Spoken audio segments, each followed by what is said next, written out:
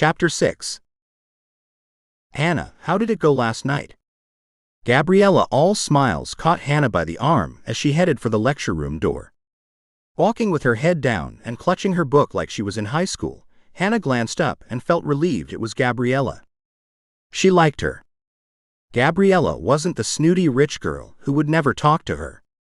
Hannah found a kindred spirit with Gabriella. They had the same interest in reading and movies. But it seems that's where it ended. Gabriella was more sexual than Hannah. And Hannah would be mortified if she had two men chasing her at the same time. "Okay," Hannah said, meeting Gabriella's indiscreet brown eyes. "Just okay. I heard you were over at Justin's apartment after you walked outside. You never came back to say you were leaving. Didn't Justin tell you?" "No, he didn't. That could be dangerous, you know. Justin isn't one of us." Hannah didn't know what she meant, and it was the first time she had included that in her conversation. It was different than what she had heard from Gabriella. But did she mean that she was one of them? Hannah was never one of them. She never had the money or the lineage to be one of them. Her family couldn't be traced back to the Revolutionary War or the first migration from Ireland. Hannah glanced at her and slanted her head to the side and narrowed her gaze, a bit confused. Gabriella felt the need to clarify what she meant. "I mean, we just met him. One day, he just showed up and started following us around, and he became a part of the group. We still didn't know where he came from or if he's a student here. He appeared to be a nice person. Non-threatening. Concerned for my welfare," Hannah said. "Have you talked to him, and what did he say that you would ask me about this?" Hannah, curious about what Justin would say about her. "He didn't say anything. As a matter of fact, he was reserved, but I figured if you went to his apartment, you must have been serious about him. I didn't know you to date much or even go somewhere alone." "I don't.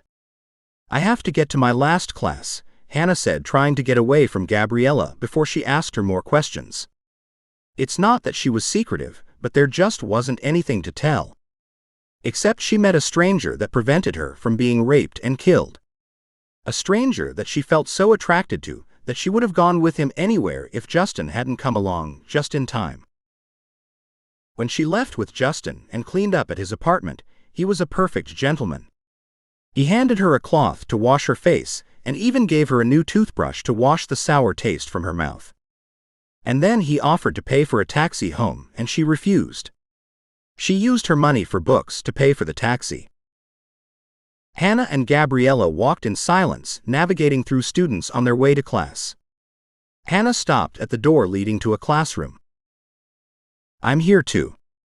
These Saturday classes are bummers. Why don't we skip and go window shopping, and then we can go to my house? I promised my mother that I would stay in and not hang out because she's having a party tonight. The guest of honor is some billionaire who happens to be hot. I mean, sizzling hot. I saw his picture in the New York Times. The kind guy you would want to lay down and let him have his way with you. Not once, but over and over again. And from what I hear from my mother, he's a sex addict." "Why would she think he's a sex addict?" "How should I know?" Gabriella said. "If my mother knew I had been having sex with two guys, she would send me in for therapy. I guess I'm a sex addict because I like it a lot. You need to try it if you haven't. You can't go around being a virgin all your life. You're missing out on a lot. I mean a lot." Gabriella laughed and opened the door to the room. They walked in the lecture hall and sat down, and Gabriella was still talking. "Well, it's too late now to get out of this class." She sighed. "I guess we should at least stay. We might learn something." "I have to stay. Remember, I have to bring my grade point average up, or I can say goodbye to my scholarship." "Then I hope you don't mind if I text my boyfriends." Hannah glanced over and shook her head. "Go ahead." Hannah leaned over to Gabriella and whispered, "I didn't know you were dating both Chase and Brian. How do you get away with it?" They don't mind. They know I like them for a different reason, and neither one wants to see me with the other, so we work it out somehow. As long as I can have both of them, it's great for my self-esteem and sex life. I have a terrific time with both of them. You don't do them both at the same time. Gabriella leaned to Hannah and said, I wanted to, but they were just too chicken to go along with it. Didn't want the other to think that their dick was smaller than the other's. Is that the only reason? They never gave me a reason. I just came up with that on my own. Hannah stopped talking and looked up at the PowerPoint presentation and tried to follow along as the professor continued his lecture. Gabriella lowered her head and checked Snapchat and Facebook. Then she posted a picture of her, Chase, and Brian on Instagram eating and drinking at a cafe. When Gabriella glanced around the room, students were gathering their backpacks, and the hour class was over. She rose, stretched, and took a deep breath, as if the class had been so demanding on her mind and body. Well, that's over with, Gabriella said. Come on, Hannah, let's get out of here. They walked outside with the few students left on campus who bravely and diligently gave up their Saturdays for a class in creative writing. Why are you taking this class, Gabriella? You were the best writer in high school. I need it to keep my grade point average up. I need to get out of my house and away from my parents. They still think I'm a little girl. That can be suffocating. And they don't go anywhere. They just have these parties, and everyone who's anyone their age and younger comes. It's a real madhouse and boring as hell. If only they would go to their lodge in California. Then I could have a party myself. And now I'm stuck with them again, and I have to spend my Saturday night acting like a good little girl. That could be fun. At least your parents have parties. Mine complain about how they can't afford to go anywhere. Not even to the movies. They blame me for their golden years being a disaster. They seem to think it was those private schools that sucked up all their funds, when in fact my grandmother left me money to go to college, and they spent it all. That's a bummer. Gabriella glanced over to Hannah. It was the first time Hannah had said something about her home life. Why don't you come over, and we can sneak the guys into the house? My parents will be busy, and they won't know they're in there. Do you think we should? Hannah questioned. We're crazy if we don't. Gabriella leaned into Hannah and whispered as if they were planning a robbery, and she thought someone would hear. I have to ask my parents first. You are too old to have to ask your parents. Just text them and say you'll be staying the night with me. I'll have my mother call them and tell them you're with me. No one refuses my mother.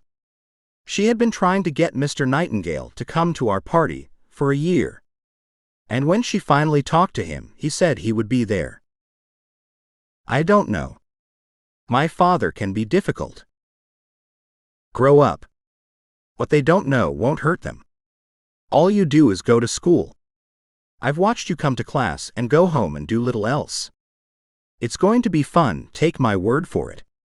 When was the last time you had fun? Hannah glanced at Gabriella, thinking about what she should do. Turning around when Gabriella heard her name called, she saw Justin and waved at him. He strode over to them. What are you doing tonight? Gabriella said to Justin. He looked at a quiet Hannah into her own thoughts. Oh no. Not for me. For Hannah. She wanted to invite you over to a party. Well, the party is at my house. Hannah glared at Gabriella with wide eyes.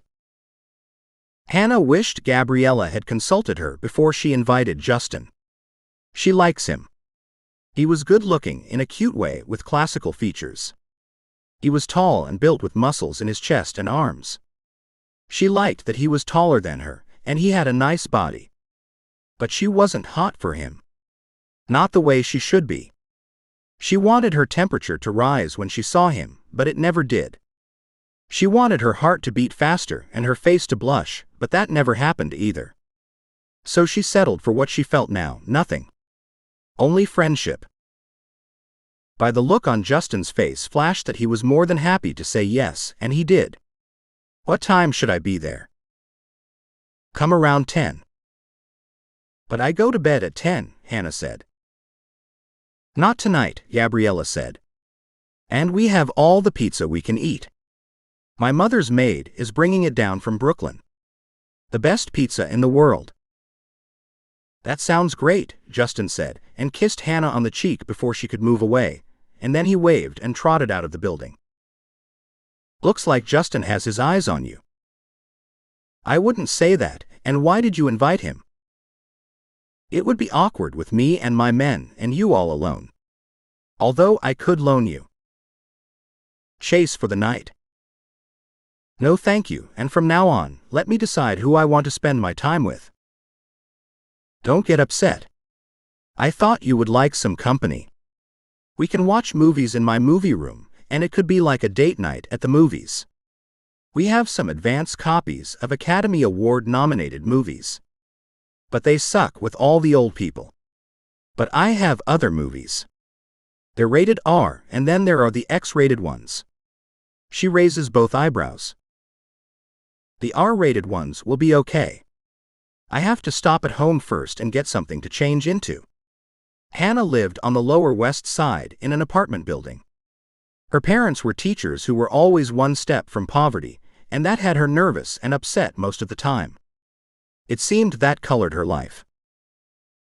Gabriella grabbed Hannah's hand and pulled her outside. Look. I have all the clothes you will need. We're the same size. You are a size 6, so don't worry, I have tons of new stuff. When I say everything, I have it all. Being an only child of rich parents, they buy you whatever you want. If you need bras and panties, I have boxes of them from Victoria's Secret unopened. Do you want to take the subway? Hannah asked as she stepped to the sidewalk. Fuck no. I wouldn't be caught dead on it, but then if I rode it, I could be caught dead. We're going by taxi. When my mother is out shopping, she takes the limo, and she adds extra money in my bank account for travel. They offered to buy me a car, but I can't drive. I can drive, and I can't afford a car. Good then, maybe we can use my mother's old Porsche to tool around in. She got it for a present for graduation. It's old, but it's in great shape, not too much mileage. She's been trying to give it to me for years. You can teach me how to drive, Gabriella said, holding on to Hannah's arm. That could be impossible in Manhattan. Not to worry. We've got a home in the Hamptons. You can come with me for the summer and teach me. I have to get a job to pay for next year's tuition. You'll pass your classes. You're smart. Do you think I can pass those classes? My mother and father give a big endowment to the school every year.